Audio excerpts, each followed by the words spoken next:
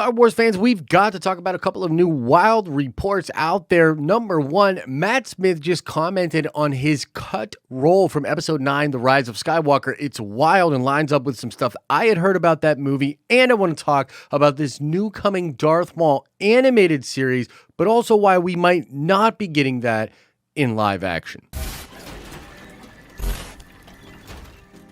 What's up, everybody? It's Josh coming at you from Nerd Ventures Tower as per usual, and this one might be a little controversial because it's Star Wars. So let's first look at this interview that Matt Smith did with Josh Horowitz. This is on the Happy, Sad, Confused podcast. This was a very good get by the podcast, and technically this created a huge trend. Okay, so Matt Smith was trending in the morning, as was The Rise of Skywalker. Let's see why. Let's check out what he said about his cut roll from Star Wars Episode 9, The Rise of Skywalker. Here we go. Matt, did you ever shoot any Star Wars scenes? No, I didn't.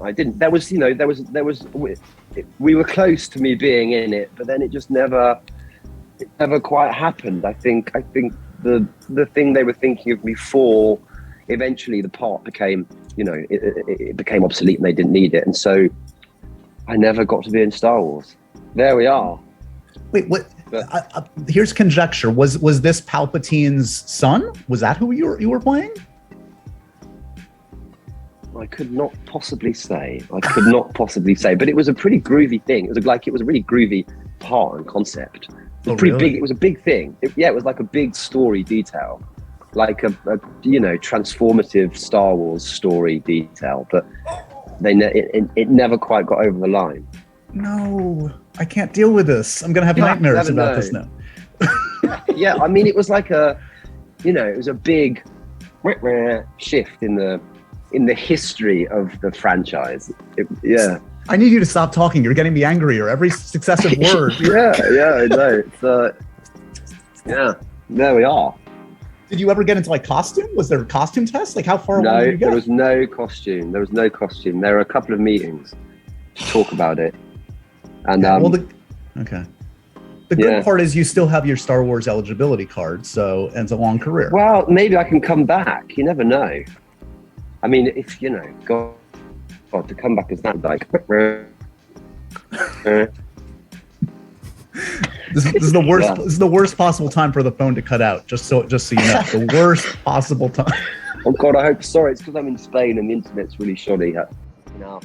Wow. Okay, so let's talk about that for a second there. Okay, so he says a couple of different things. I think one of the reasons that it really is sort of blowing up at this moment is because it's not just that he said that he was going to be in it. He talks about how it would have been a crazy thing for Star Wars, transformative to the Star Wars canon. It would have been a wow, kind of thing is what he's saying, and it would really twist things up. Now, I will tell you that many people out there reported that Matt Smith was going to be coming back to play a younger Palpatine, okay? And originally in the story, and a lot of this is conjecture, but I heard this from very reliable people. Originally in the story, you were going to see Matt Smith be the young Palpatine, so that when Palpatine came back, instead of being sort of grotesque and having all the zombie-like features that we see him, he actually comes back into a fully fleshed young body. And the idea of having Palpatine return into a very young body would have very closely aligned with the old Star Wars Legends story, Dark Empire. Now, this movie, Rise of Skywalker, already took a lot from Dark Empire, but I'm going to show you right here. It's actually pretty wild. This is from the actual comic book, and it's a young, full, fleshed out Palpatine. So he had a number of different clone bodies in the Dark Empire comic. He comes back, he can shift his essence from young body to young body, but he was very, very powerful because obviously he had his full and young body. So he had all the potential and the youthfulness of, that body with all of the Force knowledge of this ancient, old, decrepit, decayed Sith Lord. So originally that was actually going to be in in the film, and this crazy out of nowhere admittance by Matt Smith indicates that yes, this was a big plan. So, there were a lot of scoopers that were talking about this at one time. It looked like it got shifted around, and I will tell you, just to sort of add on to this a little bit, that this isn't the only thing that was cut from The Rise of Skywalker, and I'm sure we all understand that most movies have a lot of ideas that get cut or shifted around, etc., etc.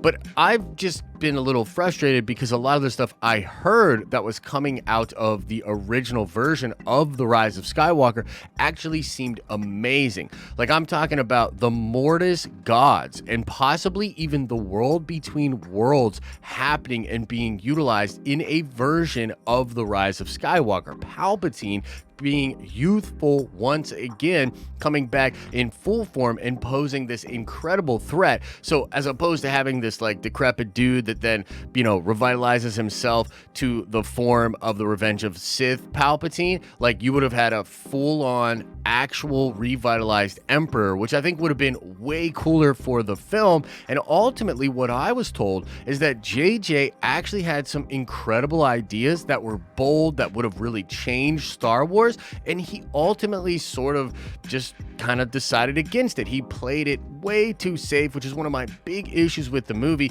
Rise of Skywalker could have really pushed a lot of boundaries and gone into an incredibly crazy direction, but JJ ultimately decided to sort of play it safe, try to just make a mass appeal movie. He ended up making the worst reviewed Rotten Tomatoes Star Wars movie ever, right? So a lot of people have problems with Rise of Skywalker. I'm one of them. I remember I defended the movie initially because there were some things that I liked about it, but as time went on, I revisited it more and more. Man, it's just a big goobly glob mess. A lot of it doesn't make sense, and it's kind of a shame that that's the end of the Skywalker saga. Or is it? Because at the end of that interview, of course, Matt Smith says, hey, you could always come back and do that thing yet again. And as I reported to you guys about a month ago now, I'm pretty confident that Lucasfilm and Disney has a plan to continue the Star Wars episodic adventure. I do believe you will be getting episodes 10, 11, and 12. I do believe this will have something to do with Rey and with Ben Solo. And if we take what some of the information that's being played out in the Secrets of the Sith book, possibly coming up in the Acolyte show, and just this, continuation of all of the Mandoverse, Filoniverse feeding into the sequels, it's actually technically possible that you get even more Palpatine coming back. This is something that Star Wars Theory and I talked about a couple of weeks back. When he initially started reading into that book, he's pretty confident that they will bring Palpatine back. There's a number of different ways sort of spelled out in that book. They're going to allow Palpatine to return, and so you might get sort of a 2.0 on what they did in Rise of Skywalker. I have mixed feelings about that, as I'm sure many of you do as well. I would not mind them going and doing some absolute crazy stuff. I'm not the hugest fan of bringing Palpatine back, but if you bring him back in a different way, maybe actually utilize a youthful Palpatine, there's ways they could make it work that would be really awesome. But I'm going to come in pretty skeptical to that type of a thing, so we'll just see where they take it from now or from there. But insane little report about Matt Smith, so let us know what you think about that in the comment section. But I also want to talk about this Darth Maul series. So I got the article pulled up here. This is coming from Jordan Mason over at Cinelinx. It's a very good source. Jordan's really good at what he does. He's talking about how they will be doing a new Darth Maul animated series. Okay, so he talks about how he knew there was some recording for some kind of a show going on. He got it confirmed by a couple of independent sources that they are indeed going to be doing a Darth Maul series that happens before Solo, a Star Wars story. Paul Bettany's coming back to voice Dryden Voss. That's really crazy. You've got Sam Witwer, you know what I mean? You've got D. Bradley Baker, Matt Lantern, a lot of the sort of voice acting royalty from Lucasfilm Animation coming back to do this show. But what's interesting about it is there were some reports and rumors that you're going to see some of the Solo, story,